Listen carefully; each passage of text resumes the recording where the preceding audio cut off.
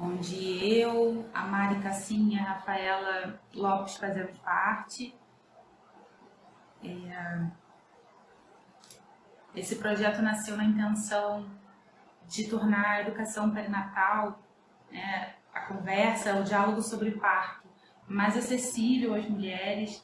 Então, essa página tem o intuito de levar informação de qualidade para as gestantes, para as mulheres poderem fazer escolhas informadas durante a gestação e parto. E a gente espera contribuir muito com informações de qualidade, baseadas em evidência científica. Olá, o pessoal está chegando, Carol, Estefânia. Gente, ontem foi dia do pediatra, né? E hoje a gente fez um convite muito especial para a doutora Gabi do Lavalle, que é médica pediatra, e a gente vai conversar hoje sobre a importância da gestação e do parto na vida do indivíduo, desde a gestação, né, desde o bebê até a vida adulta, o quanto pode ser importante. Então, gente, a proposta da live é falar sobre, como eu já disse, a importância da gestação e do parto na vida do bebê, né? A gente entende que na verdade o ser já está sendo gerado, ele já é um ser, né? Já é um indivíduo, mesmo intraútero, né? Quando ele ainda está sendo gerado. E muitas vezes a gente está muito preocupado com as coisas pós-nascimento, né? Se o bebê vai ter um quarto, as coisas que o bebê já tem, roupa, fralda, e a gente esquece que ele já está recebendo informações, estímulos ali dentro, enquanto ainda está sendo gerado. Opa, acho que a Gabi chegou, deixa eu chamar ela aqui.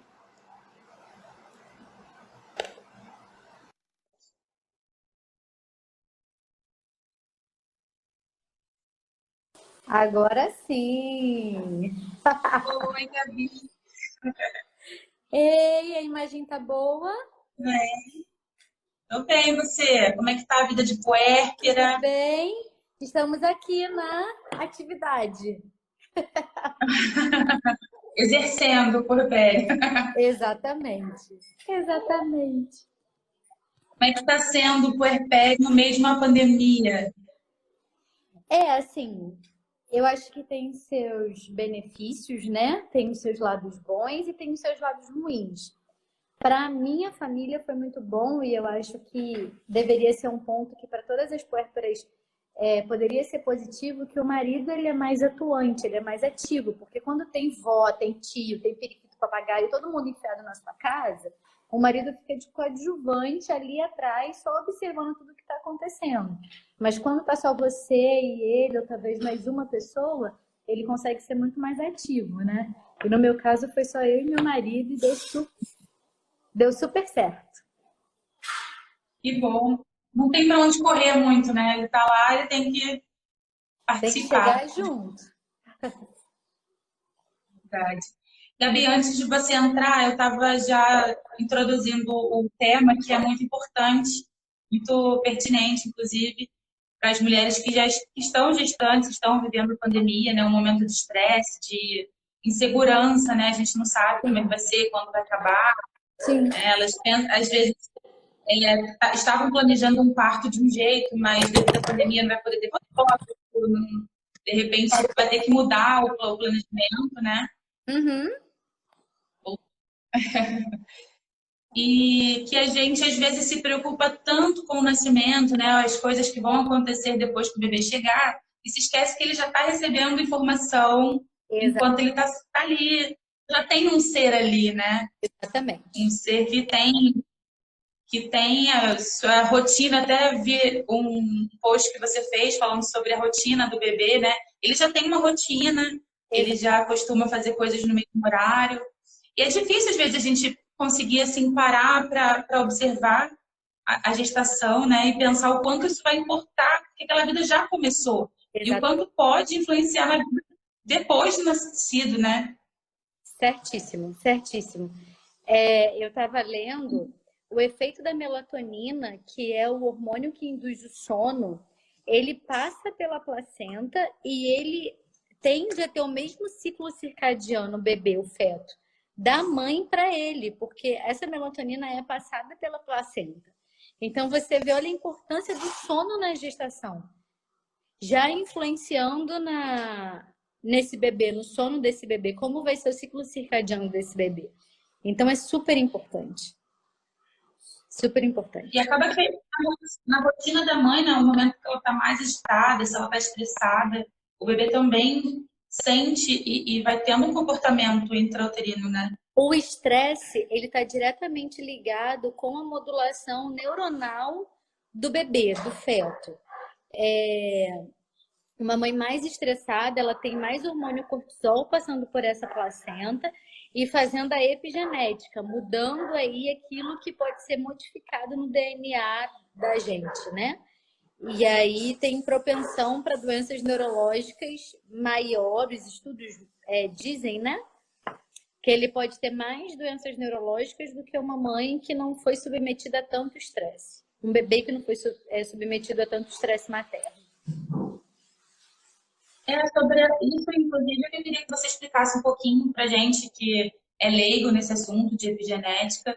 Eu até escrevi para você sobre isso, que Aristóteles falava que o ser humano nasce uma tábula rasa, né? Um papel em branco.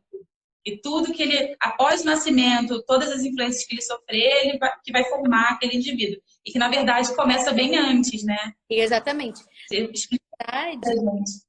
Nós somos fruto da nossa avó, dos óvulos da nossa avó. Porque na gestação da nossa mãe, os nossos óvulos já estavam sendo influenciados pela nossa avó. Então, olha bem. Nós somos fruto da nossa avó. Então, o meu filho, ele é fruto da minha mãe. Assim, muitas das cargas genéticas, né? Então, o que é a epigenética? Antes a gente acreditava que tudo era determinado pelo DNA, assim, que o DNA ele não poderia ser modificado. Mas com o tempo agora, percebeu-se que existe a epigenética.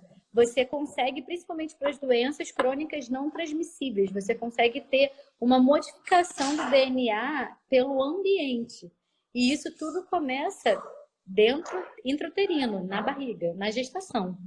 No ambiente intrauterino, você consegue modificar a expressão do DNA, a expressão genética da criança sendo manifestada lá na frente, principalmente com diabetes, hipertensão, obesidade, doenças crônicas não transmissíveis. Isso é epigenética.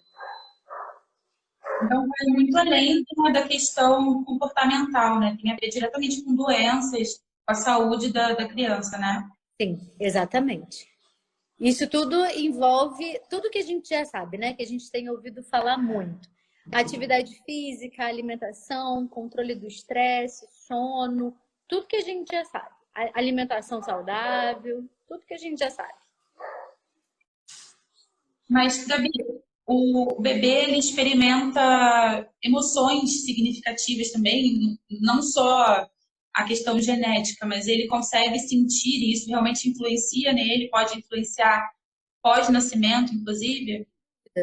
Sem dúvida. Um bebê mais estressado, né? Um bebê que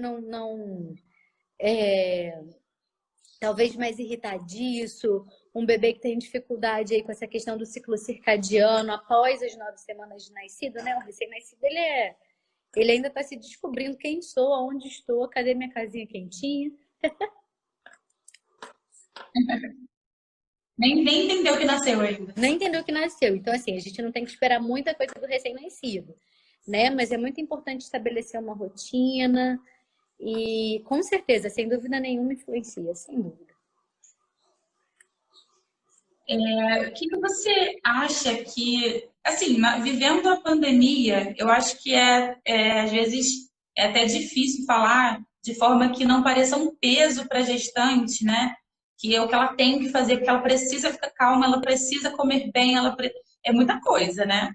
Mas, assim, de uma forma geral, eu sei que tem que ser considerado alguns fatores aí desse momento atípico que a gente está vivendo, mas de uma forma geral, assim, o que que essa mulher pode fazer?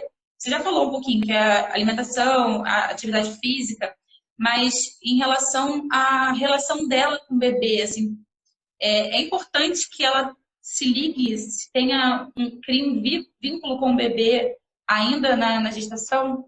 Sem dúvida. Sim, é muito importante que a mãe ela crie esse vínculo com o bebê e ela entenda que é muito importante, assim, o crescimento intrauterino e o desenvolvimento desse bebê está diretamente relacionado aos hábitos de vida dela. Então, assim, ela precisa estar comprometida com essa gestação e ter autorresponsabilidade de entender que ela não está mais sozinha, né? Então, assim, você falando da pandemia, é muito importante. Eu sei que a gente está num momento extremamente atípico, mas eu acho que quando você tem consciência que você tem que ter a autorresponsabilidade para si, que você não está mais sozinha e que esse serzinho aqui depende de você para crescer e se desenvolver de forma saudável e plena intrauterino, você começa a se autorregular, você começa a procurar ajuda. E são coisas que teoricamente deveriam ser simples, que é sono, um bom sono, alimentação saudável, descascar mais como é que é que eles falam? De descascar mais e abrir menos, né? Menos pacotes, menos.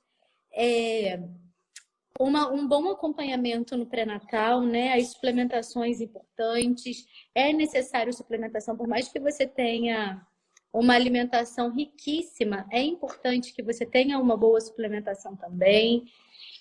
Controle do estresse e atividade física. É muito importante. Muito importante. Mesmo na pandemia. Então, você falou de manter ali um hábito saudável, mas eu até assim complemento um pouco a sua fala em relação a esse momento que a gente está vivendo, em relação a até procurar ajuda profissional mesmo das mulheres que estão muito estressadas na gravidez, porque às vezes não sei se é só dizer para ela que ela precisa ficar calma, que ela precisa ter um momento tranquilo durante a gestação. Às vezes está passando por um momento tão turbulento, né, que às vezes é necessário que ela busque ajuda profissional, de repente de um psicólogo, um grupo de mães, Rede né? de apoio, gente. É muito importante ter em mente que rede de apoio não é só física, ela também pode ser pela internet, ela também pode ser virtual. Então, a gente tem muita informação hoje com grupos no Facebook, grupos no Instagram, muita informação bacana, gratuita, muita gente compartilhando, trocando experiências, muitos profissionais dando muita informação te ajudando nesse quesito. Acho que as lives estão aí para ajudar, né? Então, não tenha só uma rede de apoio física, mas tenha uma rede de apoio virtual também. É muito importante. E se precisar, não hesite em procurar ajuda profissional. Nunca, nunca. Sim. Inclusive, não só na quesito emocional, como informação mesmo, né? Para que você possa fazer escolhas informadas, você precisa se informar, né? Você precisa ir atrás mesmo de informação de qualidade. A gente aqui nós somos um coletivo de doulas, né? Não sei se você conhece muito o trabalho das doulas, mas a gente tem as doulas em si, no geral, têm uma cultura de fazer rodas de conversa durante a gestação, para falar sobre parto, sobre gestação, sobre o que esperar do parto, como vai ser depois. Às vezes as mulheres vão muito despreparadas e aí levam um susto, porque o parto é difícil, a gestação, o final da gestação, às vezes pode ser uma sobrecarga imensa, emocional, física. Né? O puerpério, nossa, é um turbilhão de emoção, de sentimento, de hormônio. Sim. E aí essa mulher que não está preparada, ela acaba tomando um susto, né? Porque você pode te falar agora melhor do que ninguém. Você se planeja, se programa, pesquisa, e mesmo assim você não consegue dimensionar, O que né, os desafios da maternidade. A informação, ela te empodera, né? Essa palavra, ela tá um pouco desgastada, mas é exatamente isso. A informação, ela te dá poder para você não ser pega de surpresa e falar assim, é, eu posso ter a rédea disso aqui, eu posso ajudar a ser ativa, eu posso ser ativa nesse momento, eu não preciso ser passiva e não preciso ir, porque todo mundo quer dar conselho, todo mundo quer dar opinião, mas espera aí, eu tenho minha opinião formada, eu sei aquilo que é certo, eu me preparei e é esse caminho que eu vou trilhar. Entendeu? Então, assim, é muito importante. A informação, ela te empodera e ela te dá base, ela te sustenta para você não ser pego de surpresa e quando você se deparar com a situação, falar, opa, peraí, isso aqui eu já li, eu já sei, eu já me preparei e eu não vou me desesperar. É isso. Sim. E é muito importante porque o parto, ele é muito místico. Você não sabe com o que você vai se deparar. Então, é muito importante você estar pronto para, opa, peraí que isso aqui eu já sei como é que funciona porque eu li. Quando chega a amamentação, a mesma coisa. Todo mundo vai dar milhões de palpites, mas você sabe o caminho que você quer seguir. Não, eu quero fazer isso, eu quero seguir isso, eu já entendi que esse é o melhor e essa é a minha vontade, né? Essa aqui é aquilo que eu quero ser protagonista da minha vida e da vida do meu filho. Então, de fato, é muito importante. E isso aqui, por exemplo, essa live é uma rede de apoio. Entendeu? Então, hoje a internet facilitou muito, né? As redes sociais, essa interação facilitou muito.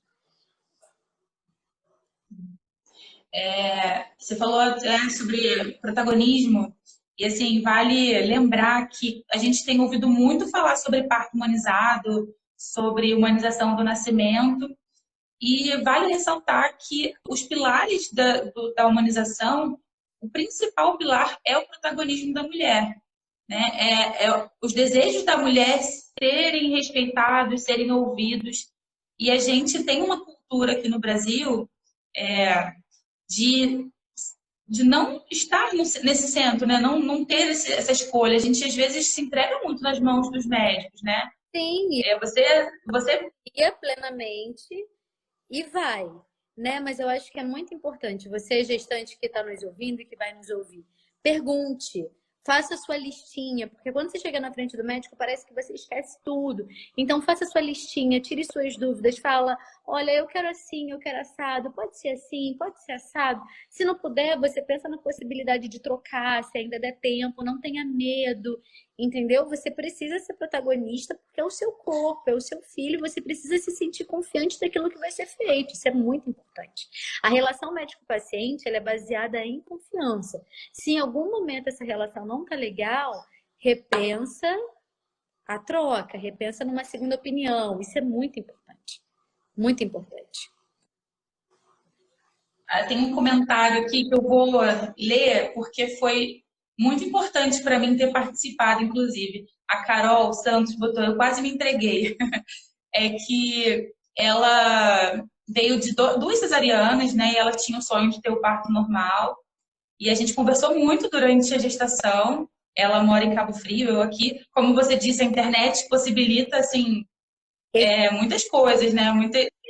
Esse encontro não poderia ser possível agora na pandemia e ela morando longe para a gente se conversar. E a gente conversou muito pela internet e ela decidiu que ela tem o parto natural, né? Mesmo contrariando a opinião de alguns médicos. Porque aquela coisa, até o médico mesmo, né? Quando você vai escolher a tua equipe médica, tem que ser aquele que se identifica com o que você pensa, né? Exatamente. Eu lembro que só para concluir, a Carol conseguiu ter o parto natural dela, humanizado, e foi maravilhoso. Depois ela vai fazer o relato dela e nas páginas dela. Mas assim, eu lembro, inclusive, que quando eu levei o meu filho, o Joaquim, lá no seu consultório, e que eu fui te questionar algumas coisas, eu posso fazer isso, eu posso fazer aquilo. E eu não esqueço que você me falou assim, você pode fazer o que você quiser, você é a mãe. E às vezes parecia uma coisa óbvia, mas eu precisava ouvir aquilo porque eu não tinha eu não estava muito entendida de que era meu filho, sabe? Eu saí da maternidade assim meio, e agora, o que eu faço com ele, né? E as escolhas, mas realmente a informação vai te possibilitar fazer escolhas acertadas, né? Exatamente. Porque, assim, uma coisa é você ser marionete. Eu posso isso, eu posso aquilo.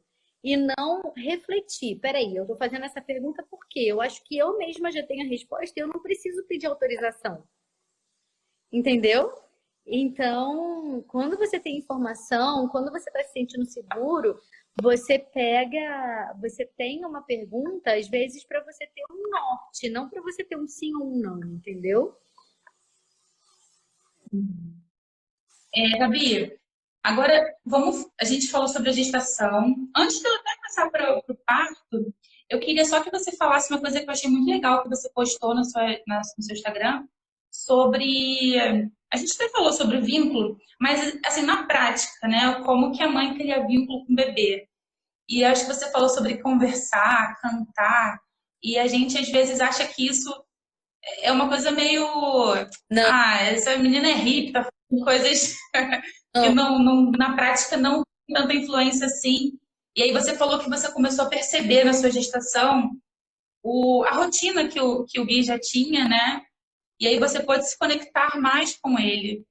Afinal de contas, às vezes a gente pensa na gravidez e no bebê pós-nascimento, mas a gente esquece que tem um bebê já ali, ele já está participando da tua vida, né? Sim. E que se você não parar para ele, não se conectar a ele, é um susto. De repente te entregam uma criança que você fala, ué, Que então era isso que estava aqui?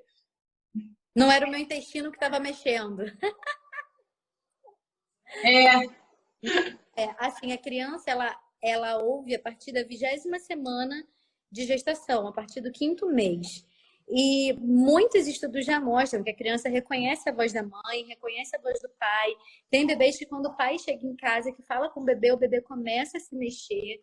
Então, assim, é muito importante. O Gui sempre tinha soluço num determinado horário e depois que ele nasceu, ele continuou tendo soluço. Quando eles nascem é incrível, tá chorando, berrando, ouviu a voz da mãe e acabou.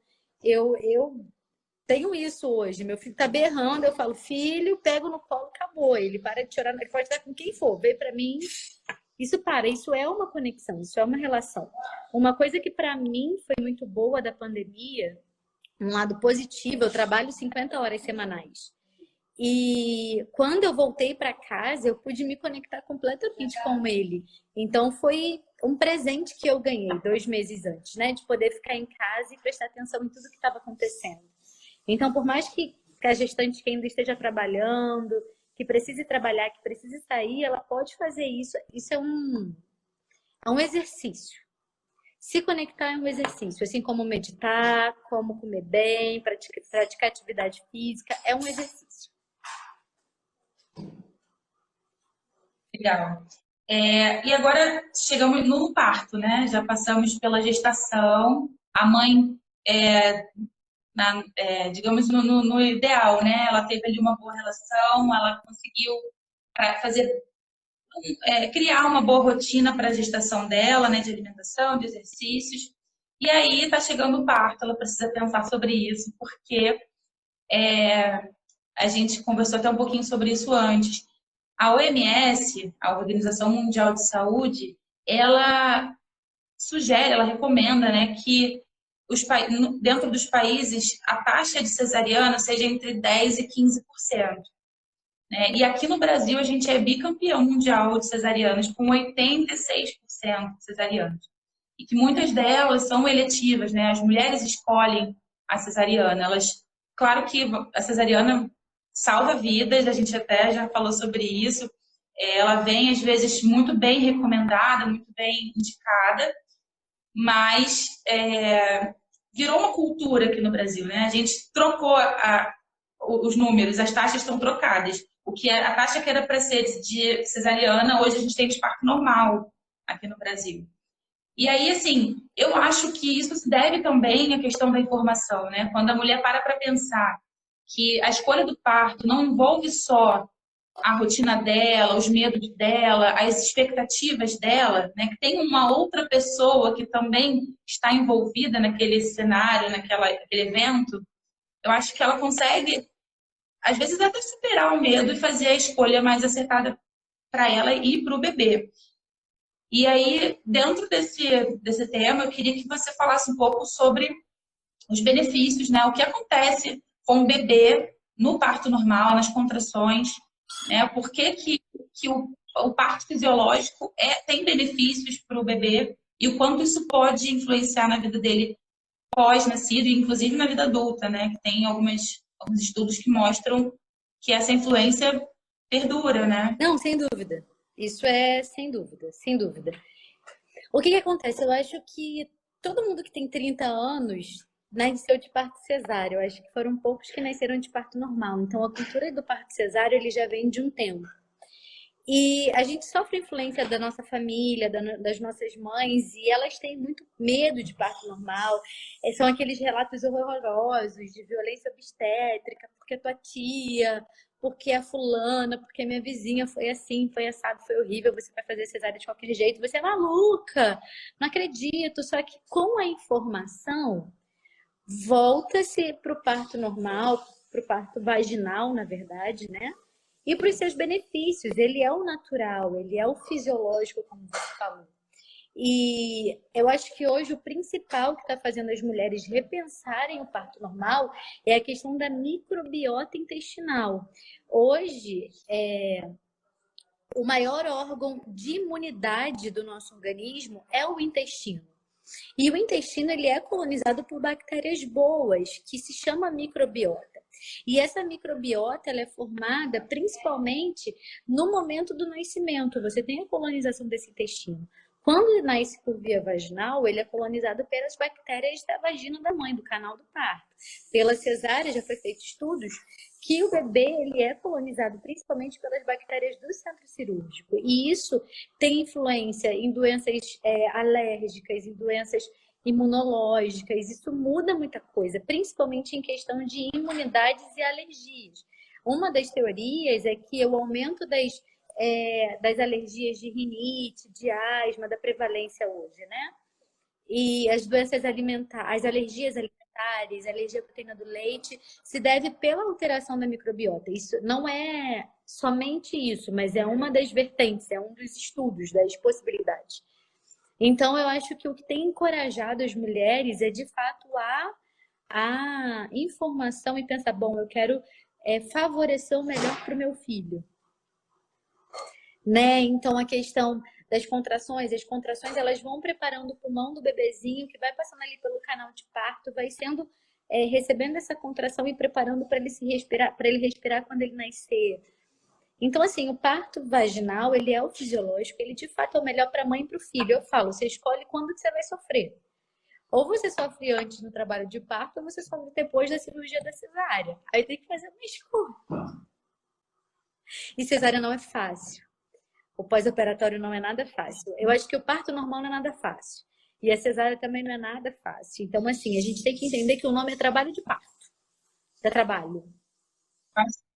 Na maternidade não tem poucas coisas que são fáceis, né, Gabi? Olha, só o amor que é muito fácil. É um amor assim que transborda fácil. Ah, é. Eu acho que é a única coisa que é fácil. E que faz tudo É verdade. Amar o filho é muito fácil. e que faz tudo valer a pena. Ah, com certeza. Com certeza. Mas assim, é importante, né, que a mulher ela consiga se munir de informação para conseguir colocar na balança as questões na hora de escolher a via de parto, né?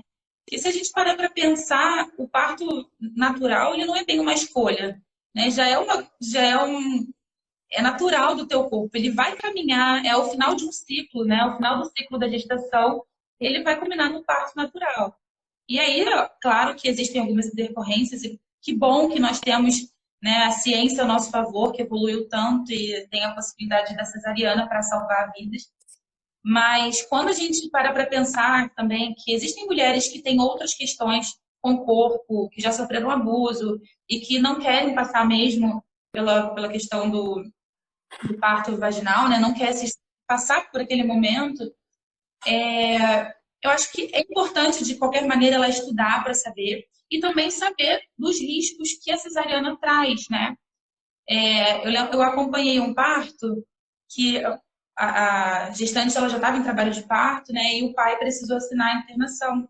E aí ele foi ler os riscos. E aí ele falou assim, ué, tem alguma coisa errada, aqui está escrito que os riscos da cesariana, se comparado ao parto normal, são muito maiores.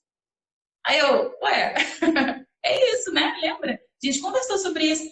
É um Aí ele ainda não tinha caído a ficha. Ele tinha pensado que a mulher dele estava sendo super corajosa porque ela estava assumindo um risco alto de ir para o parto natural, entende? E assim, falei, ué, gente, será que eu não falei sobre isso? Eu falei, mas é que é difícil mesmo, é cultural, a gente tem é que, cultural. né, desconstruir essa ideia de que o parto natural é o arriscado, né? Que o seguro é a cesariana. Então, queria que você falasse um pouquinho sobre os riscos da cesariana. Você falou dos benefícios, né? E o risco da cesariana para o bebê. Na verdade, se a cesariana for marcada entre 37 e 38 semanas, esse bebê não pode estar completamente maduro e pronto para nascer. Porque o organismo não avisou, não entrou em trabalho de parto. Tipo, ó, bebê, você vai ter que sair. Tô te dando uma carta de despejo. Esse bebê ele tá ali dormindo de boa, quietinho, e do nada ele é arrancado. Ele fala: Meu Deus, eu tenho que respirar. Eu tenho que mamar. E eu tava ali quietinho. Sim. E às vezes ele não tá com os sistemas dele totalmente amadurecidos para nascer. E aí, às vezes, aquele bebê que vai ter uma dificuldade na pega da amamentação, um bebê que vai ter dificuldade para respirar. É isso, o corpo ele não entrou em trabalho de parto, né? Quando você espera o corpo entrar em trabalho de parto para você quis um parto normal, precisou por uma indicação obstétrica converter para cesárea, aquele bebê ele já está preparado para vir de alguma forma. Né? Então é muito importante entrar em trabalho, que é o aviso que o bebê vai ser despejado. Inclusive, o início das contrações, ele se dá através do amadurecimento do pulmão do bebê, não é isso? Sim. E é importante que não seja marcada com 38 semanas. Se puder com 39, 39,5, melhor. Se por algum motivo obstétrico a sua indicação seja cesárea de cara, né? Uhum. No caso dos bebês que já estão no trabalho de parto, ele precisa ir para cesariana, então ele já sofre aliás, ele já tem o benefício de estar pronto, é isso, né? A diferença do bebê que já está em trabalho de parto. A termo, sim. No tempo certo, né? Um bebê que entra em trabalho de parto, por exemplo, com 38 semanas ele entrou em trabalho de parto. Ele está pronto para vir. Às vezes você espera uma semana a mais numa cesárea marcada e pode ser totalmente diferente. Aquele bebê não estava 100% maduro e com 39 semanas, 40 semanas, ele está muito mais preparado para encarar a vida aqui, entendeu? Isso é importante também. Filho! Esse é comunicar. Parou de mamar.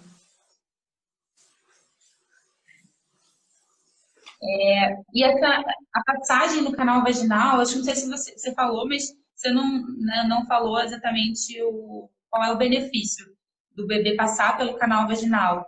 Inclusive, isso eu aprendi com você mesmo. Depois do parto, você falou, eu nem sabia que antes de eu me tornar doula, né? Eu não sabia, eu tinha escolhido o parto natural, até estudei, mas quando a gente está gestante, algumas informações ficam passam, né? E aí, quando eu fui lá, você me falou, olha, foi muito importante ter nascido naturalmente por causa da passagem no canal vaginal. Sim. Fala um pouquinho pra gente sobre isso. Principalmente pela microbiota, porque entrou em contato com a microbiota materna, principalmente, e a questão do amadurecimento, não amadurecimento, mas da preparação pulmonar, ali as contrações, passar pelo canal de parto para que aquele pulmão esteja pronto para ser autônomo aqui, né? Pela questão da respiração. Então é muito importante. Eu me lembro que você falou da questão da compressão na caixa torácica, né? Exatamente, porque prepara esse pulmão, né? Isso ajuda a expelir os líquidos do parto, não é isso? Perfeito, perfeito. No caso, você já falou sobre quanto isso impacta na vida adulta, em relação às alergias, né, que você vai te acompanhar para o resto da vida. Mas há também uma questão emocional, que já tem alguns estudos que mostram que alguns traumas que a pessoa carrega, né, na vida adulta está relacionado, às vezes, ao que a mãe passou no parto, né, violências obstétricas, ou até a forma que nasceu mesmo, que a gente tem ali, como você disse, há 30 anos atrás, a gente estava no auge da cesariana aqui no Brasil, e existia uma violência neonatal também, né? Que talvez pelos médicos nem era considerado violência. A gente Sim, virou uma prática, uma rotina exatamente. muito cruel com os bebês. E Isso aí, a medicina ela foi avançando e hoje, se você entra numa UTI neo, tá lá, silêncio. A questão de manter o bebê aquecido, de manipular minimamente aquele bebê, porque já tem estudos que comprovam mais do que nunca que aquilo ali vai ter consequências negativas na vida naquela vida, né? E é o que eu falei, quando a mãe ela está submetida a estresse, já foi visto que são bebês que têm mais propensão à depressão, a alterações neurológicas mesmo, psiquiátricas. Então, já está mais do que comprovado cientificamente. Com certeza. assim, inclusive, hoje em dia também a gente tem estudos que mostram a relevância, né, a importância do primeiro contato pele a pele da mãe com o bebê, né, que a gente chama de golden hour, né, a hora dourada. Exatamente. A Golden Hour, ela é importantíssima também. Primeiro para o vínculo mãe-bebê, exatamente por essa questão do puerpério ela ser tão punk, tão pesada. Quando a mãe não tem esse vínculo de amor com o bebê, quando você tem uma depressão pós-parto grave, você é capaz de fazer alguma coisa contra esse serzinho. Isso é muito sério. Então, quando você tem uma Golden Hour, você tem um contato pele a pele com esse bebê, você aumenta o vínculo entre mãe e bebê, você ajuda na formação da microbiota também, quando você coloca o bebê, a amamentação na primeira hora de vida. O bebê não precisa ter uma sucção eficiente, mas ele precisa ter contato com a pele da mãe, com a pele do peito, porque também ajuda na formação da microbiota. Então, assim, a Golden Hour, ela é fantástica, fantástica. Inclusive, Gabi, vale lembrar também que a questão hormonal não é só emocional, principalmente, porque você tem o seu bebê assim que nasceu, o seu bebê já está com você ele há 40 semanas e ele não conhece outro lugar, né? Então ele tem que nascer direto para o seu colo.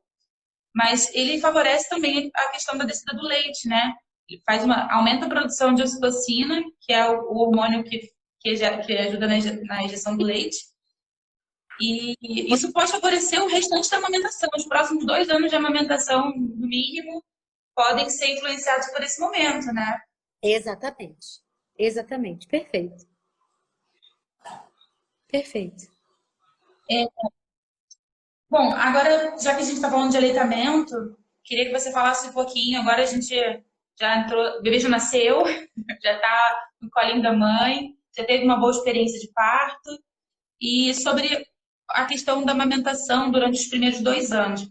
Aqui no Brasil a gente tem uma média de aleitamento por 4 meses, se eu não me engano, né? Que é o que as mães costumam desmamar, até por conta do tempo de licença maternidade. As mulheres voltam do trabalho e acabam optando por dar fórmula, porque realmente é desgastante, né? A gente tem uma política que não favorece nem o parto, nem o aleitamento, e aí a mulher tem que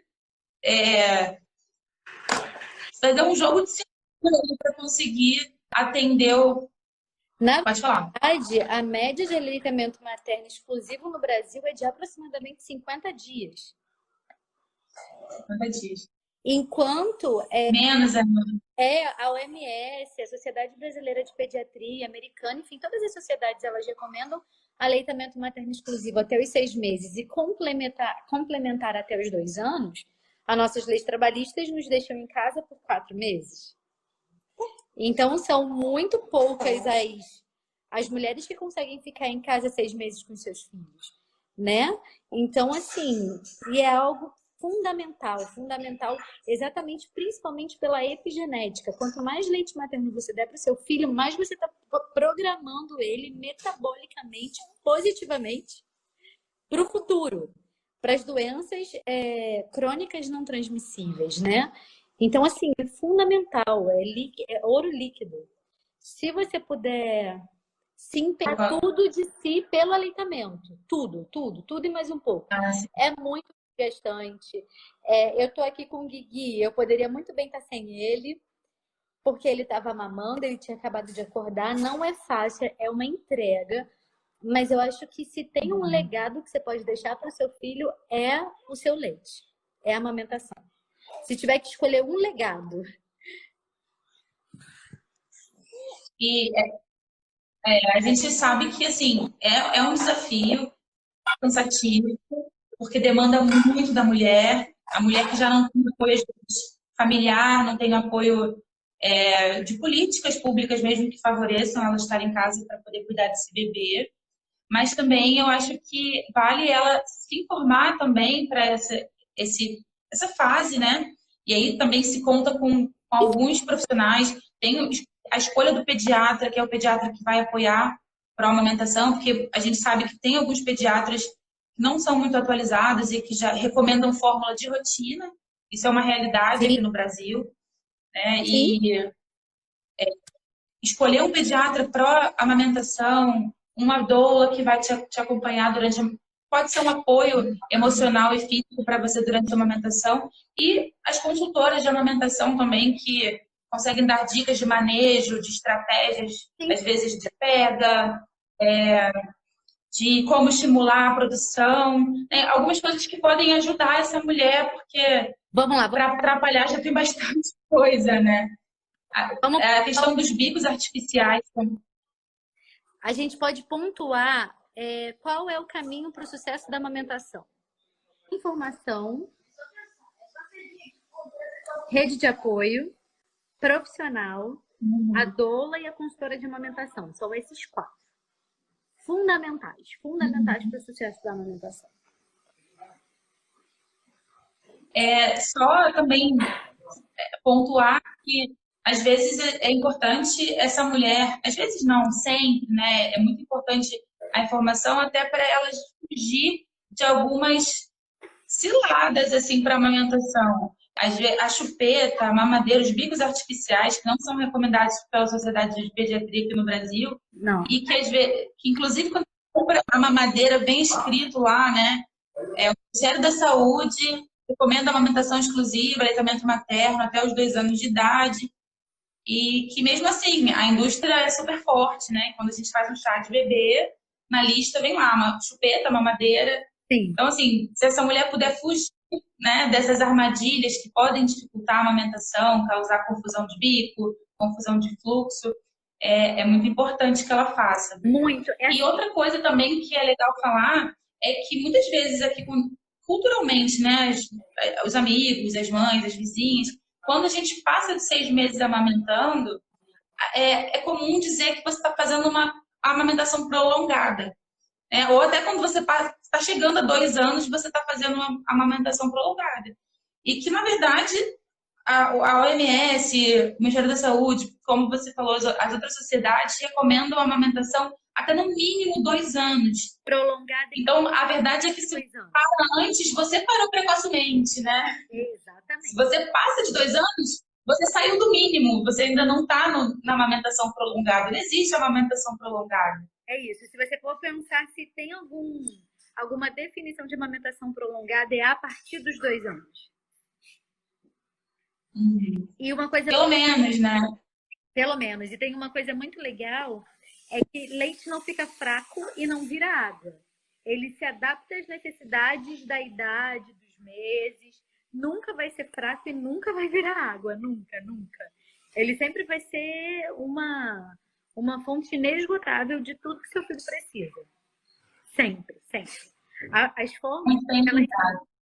fórmulas, elas são muito modernas, mas elas nunca vão fornecer aquilo que é vivo do organismo, da natureza, do ser humano.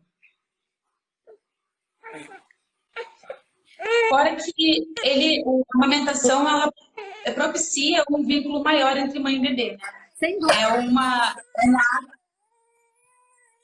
É um ato que só a mãe pode fornecer, ele pode fazer. Agora. Pronto. Voltou, Gui? Ele chorou.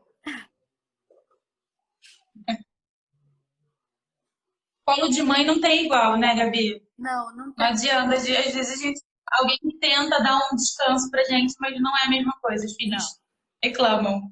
verdade. Mas agora ele reclamou porque eu tava segurando aqui todo torto. Tá com a barriga cheia. Ai, ele tá com 2 meses, Gabi. 2 ontem. Fez 2 ontem. Fase gostosa. Parece que nunca vai passar os 3 meses, mas passa. Passa Tá. ali. E depois que passa, você vê que foi rápido. Mas durante os 3 meses, essa atenção e as descobertas, a adaptação, fazem parecer que os 3 meses são super longos. Eu, pelo menos, tive essa percepção, assim, de nunca passava os 3 meses. Eu acho que tá devagar e rápido ao mesmo tempo. Eu olho, ele tá tão grandão. E eu falo, meu Deus, meu filho tá muito grande, mas ao mesmo tempo ele é pequenininho. E aí, dá vontade de viver tudo de novo. É muito gostoso, né? Muito, é muito gostoso. Gabi, quero te agradecer muito, porque eu sei que não é fácil durante o puerpério, nesse momento inicial, assim, da vida do bebê, você dispor de um tempo para conversar. Eu até sugeri que, falei assim, faz o seu relato de parto, mas espera um pouco para você elaborar, porque é um momento que a gente fica com sentimentos muito confusos ainda, os hormônios muito alterados. E a gente veio falar hoje sobre a importância para o bebê, mas assim, ocupa um espaço na vida da mulher também muito grande, né? Sim. E que ela precisa elaborar com calma para pensar, porque assim, o parto para mim, né, não só ter um filho, né, o fato de ter passado pelo parto me mudou completamente. Foi aí que eu descobri que eu queria ser doula, que eu falei, não, quero participar desse negócio. Eu não vou poder ter um filho todo mês. Então, eu vou ter que virar doula para poder ver os outros bebês nascendo. E, mas então, eu quero te agradecer muito, Imagina. tá? Dizer que É uma, você foi muito importante para mim também, no início, foi assim que o Joaquim nasceu, meu filho. é uma honra. Tá? Atendeu ele com tanto carinho. E dizer assim que é muito bom poder contar com profissionais como você que, assim, que estão a favor, né, do que é fisiológico, porque às vezes as mulheres se sentem mesmo não amparadas, até mesmo pelos próprios profissionais. Não apoiam a decisão do parto, não apoiam a decisão da amamentação. E aí poder contar com o pediatra que vai falar, não, calma, tá tudo bem, vamos amamentar, vai amamentar sim. Teu leite não é fraco, teu leite não é água, teu leite é o suficiente. E ouvir isso de um profissional faz toda a diferença nessa jornada, né? Então, eu queria que você falasse para a gente se despedir. Eu amo o que eu faço, na verdade, é uma honra poder estar aqui, é uma honra ter cuidado do Joaquim também, ter cuidado de você. Na verdade, eu cuido da família, né?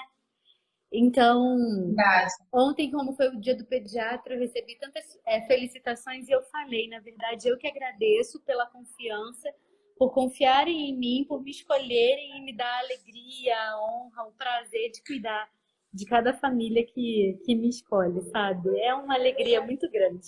Eu amo, pode me chamar, se Guigui deixar, a gente tá junto. Feliz dia do pediatra atrasado. Eu falei isso no início da live, mas acho que você não tinha chegado ainda. Que Obrigada. você tenha ainda muita realização nessa profissão. Amém, amém, obrigada. Um beijo, muito obrigada. Imagina. Tchau, tchau. Tchau, tchau. Beijo no Gui. Obrigada.